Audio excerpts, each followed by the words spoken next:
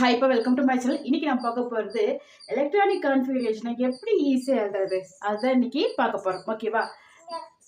SPDF இந்த 4 ஆர்பிட்டாலை வச்சே ஈஸியாக எழுதிட்டு போயிடலாம். ஓகேவாப்பா? சரி, ஃபர்ஸ்ட் இதுக்கு நம்பரையும் கொடுத்துக்கோங்க. 1, இதுக்கு 2 நம்பர் கொடுத்துக்கிறோம், இதுக்கு 3, இதுக்கு 4 நம்பர் கொடுத்துக்கிறோம். ஓகேவா? 4 ஆர்பிட்டாலுக்கும் 1 2 3 4 நம்பர் கொடுத்தாச்சு.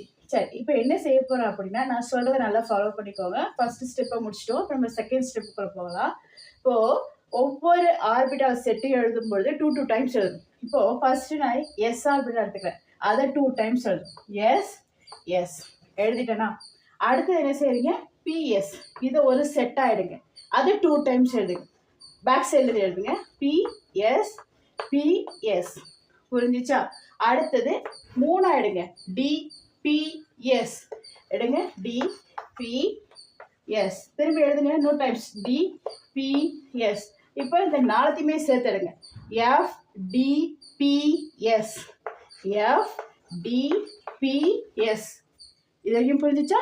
இன்னும் ஒரு தடவை எழுதுங்க, 2 டைம்ஸ் சொல்லிருக்கேன், FDPS.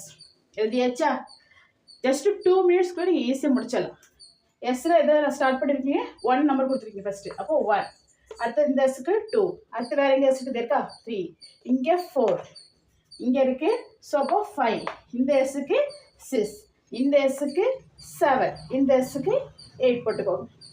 அடுத்தது பிக்கு போகலாம். பி ஸ்டார்டிங் நம்பர் 2, ஸோ இங்கே பி இருக்குது, அப்போ 2ல் ஆரம்பிங்க இந்த பிக்கு. அடுத்து இந்த பிக்கு 3P, இங்கே 4P, இங்கே இருக்கா, அப்போ இது 5P, இங்கே 6P, வேற இருக்குப்பா, இதோ இருக்குது 7P.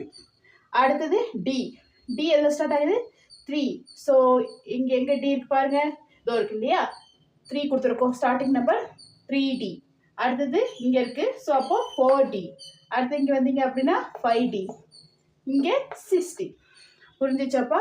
அடுத்தது எஃப்க்கு நம்ம கொடுத்த நம்பர் 4, ஸோ இப்போது இங்கே எங்கேயுமே எஃப் இல்லை, இங்கே எஃப் இருக்குது, அப்போ 4 ஃபஸ்ட்டு 4 இங்கே எழுதிருக்கேன். அடுத்த எஃப்க்கு 5F. ஓகேவா? இது எப்படி சொல்லலாம்? 1S 2S 2P 3S 3P 4S 3D 4P 5S 4D 5P. இதை தான் நீங்கள் மனப்பாடம் பண்ணிட்டு இருக்கீங்க. இப்படி ஷார்ட் ஆகிட்டு போயிடலாமே, ஏன் கஷ்டப்பட்டு மெமரி பண்ணிட்டு இருக்கீங்க? புரிஞ்சிச்சா?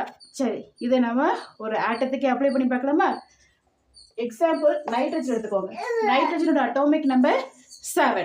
சரி, 1S.